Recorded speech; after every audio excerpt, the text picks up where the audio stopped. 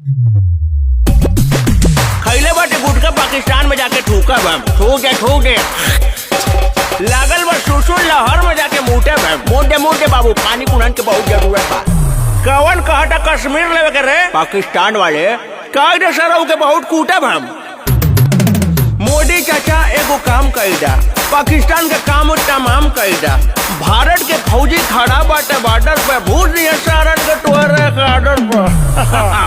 एकदम सही कहले।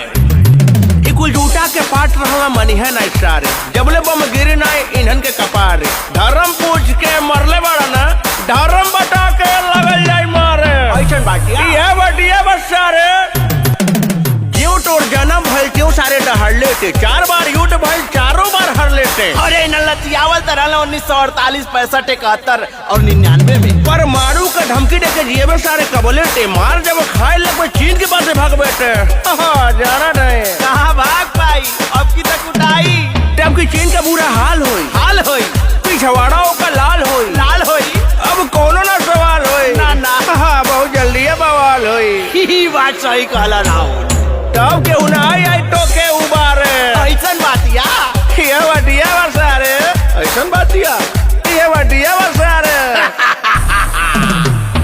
जया हो युद्ध पाकिस्तान पर स्टाइल तू तपस्या करी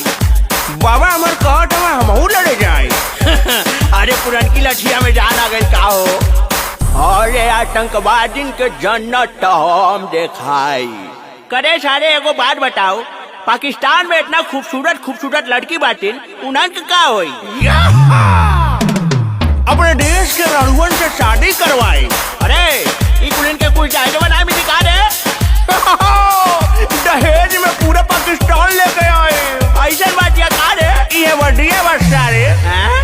ये बढ़िया बस सारे श्री राम हनुमान महादेव के भक्त है बहुत भाई हल्का न समझ लिए काना कर रखे राज भाई टेट उठाई खटिया हम बड़का वाला तक थे। अच्छा घरवा का है बता देवे तनी यूपी के है ना यही से सख्त है हिंदुस्तान वाले मार दिए टोरे जैसा पिल्ला के लेके बट मार सवा यूपी बिहार के जिला के सही कहा था राहुल ठोक दे पिछवा टोरे बसवा के किला के। अरे हमारा बसवारी बा सुन पाकिस्तान हमार देश भगत सिंह के टोर सारे जिन्ना के कही दे तो मार दिखा पिल्ला से अब भर्ती होके आई तुहन के सुधारे ऐसन बातिया ये बटिया बस सारे बटिया बस सारे टोर का वो कटिया बस सारे खत्म कर गाना आतंकवादी के देखल चाहत है